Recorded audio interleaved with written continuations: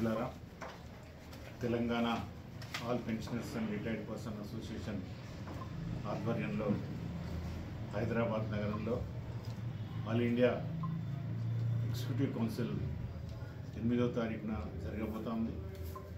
దేశవ్యాప్తంగా ఉన్నటువంటి రాష్ట్రాల నాయకులు, అదేవిధంగా జాతీయ నాయకులు కూడా ఆ ఎగ్జిక్యూటివ్ కమిటీలో పాల్గొంటారు. అదేవిధంగా all India coordination committee of EPS pensioners association chairman M N Reddy garu ముఖ్య అతిథిగా పాల్గొంటారు. దేశవ్యాప్తంగా ఉన్నటువంటి ఈపీఎస్ పెన్షనర్లు 78 లక్షల మంది పెన్షనర్లు ఉన్నారు. వాళ్ళ సమస్యలపై ఎన్నో సందర్భాలలో ఆందోళన చేస్తూ ఉన్నాం. కేంద్ర ప్రభుత్వానికి ఆందోళన చేస్తున్నప్పటికీ కేంద్ర ప్రభుత్వం స్పందించడం లేదు.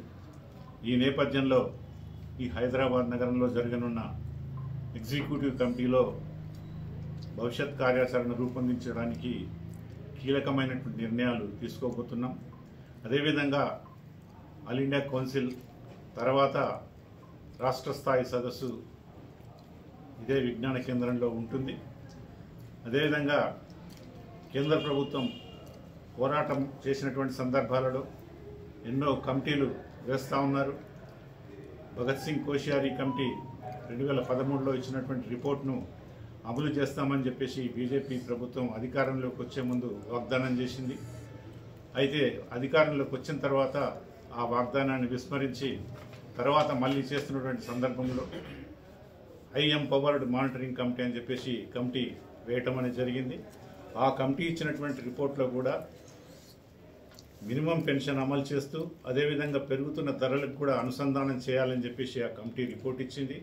అదేవిధంగా భగత్ సింగ్ కోశ్యారీ కమిటీ కూడా కేంద్ర ప్రభుత్వం ఏదైతే 1.16% తన వాటాగా ఈ పెన్షనర్లకు ఇస్తూ ఉందో దాన్ని 8.33% పెంచాలని చెప్పేసి సిఫారసు చేసింది.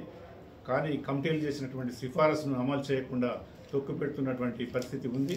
అదేవిధంగా గత దశాబ్ద కాలంగా ఆందోళన చేస్తున్నప్పటికీ కూడా డబ్బులు లేవనేటువంటి సాకుతో పెన్షన్ పెంచడంలో విఫలమవుతూ ఉంది.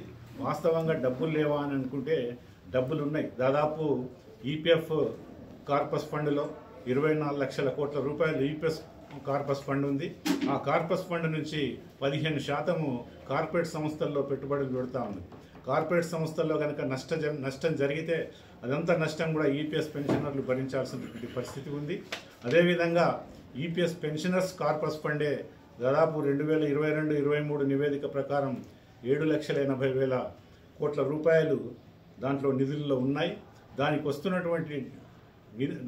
వస్తున్నటువంటి సాలిన వడ్డీ చూసుకుంటే 51,985 కోట్ల రూపాయలు వడ్డీ వస్తూ ఉంది.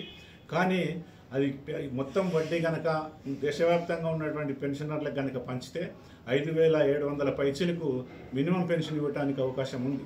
కానీ అట్లా ఇవ్వకుండా దాదాపు వస్తున్నటువంటి వడ్డీలో 27% మాత్రమే వాళ్ళకు డిస్ట్రిబ్యూట్ చేస్తూ మిగతా 73% తన ఖాతాలో జమ చేసుకున్నటువంటి పరిస్థితి ఉంది. ఈ విధంగా డబ్బులు లేవని చెప్పేసి పెన్షనర్లను మోసం చేస్తూ ఉన్నారు. కానీ దేశవ్యాప్తంగా ఇప్పుడు ఈ తీసుకునేటువంటి దీంట్లో కేంద్ర కార్మిక సంఘాలన్నీ కూడా మద్దతు కూడగట్టడానికి ఈ సదస్సును నిర్వహిస్తూ ఉన్నాం. అదేవిధంగా ఎందుకంటే ఈ దేశవ్యాప్తంగా ఉన్నటువంటి పెన్షనర్లు 78 లక్షల పెన్షనర్ల పోరాటం సరిపోవటం లేదు. ఎందుకంటే 70 సంవత్సరాలు 75 సంవత్సరాలు నిండిన వాళ్ళు ఉన్నారు. అదేవిధంగా ఎన్పిఎస్ అని చెప్పేసి కేంద్ర ప్రభుత్వం గత ఆగస్టు 24న ఒక కొత్త పథకము యూపీఎస్ అనే పథకాన్ని ఎన్పిఎస్ స్థానంలో తీసుకురావడం అనేది జరిగింది. దానికి కేంద్ర ప్రభుత్వం నుంచి 10 నుంచి 18% నిధులు ఇస్తామని చెప్పేసి పెంచడానికి సంసిద్ధంగా ఉంది. అయితే ఈపీఎస్ పెన్షన్లు 78 లక్షల మంది పెన్షనర్లు ఉన్నారు. తన వాటా పెంచమని చెప్పి 8.33% పెంచమని భగత్ సింగ్ కోశ్యారీ కమిటీ రిపోర్ట్ ఇచ్చినప్పటికీ కూడా ప్రభుత్వం పెంచకుండా తన తాత్సరం చేస్తున్నటువంటి పరిస్థితి. కేంద్ర సర్వీసులో ఉన్నటువంటి వాళ్ళు 1/9/2014 తర్వాత ఎవరైతే రిక్రూట్మెంట్ అయ్యారో వాళ్ళకు సీలింగ్ విధిస్తున్నటువంటి పరిస్థితి. సీలింగ్ విధించడం వల్ల చాలా నష్టపోతున్నటువంటి పరిస్థితి. 15,000 మీదనే యాజమాన్యం 12%, అదేవిధంగా మ్యాచింగ్ కాంట్రిబ్యూషన్ మన వర్కర్లది కనుక తీసుకుంటే 18,100 రూపాయలు మాత్రమే ఈపీఎఫ్ కాంట్రిబ్యూషన్ వెళ్తుంది. ఒక వ్యక్తికి 12 లక్షల రూపాయలు కనుక శాలరీ ఉంటే 12% అంటే 12,000 రూపాయలు యాజమాన్యము కాంట్రిబ్యూట్ చేయాల్సిన అవసరం ఉంది. ఆ విధంగా చేయకుండా కార్పొరేట్ సంస్థలకు ప్రయోజనం పొందే రీతిలో ప్రభుత్వం ప్రయత్నిస్తూ ఉంది. ఈ నేపథ్యంలో 8వ తారీఖు కార్యాచరణ రూపొందించడానికి 8వ తారీఖున రాష్ట్ర స్థాయి సదస్సు జరగనున్నది.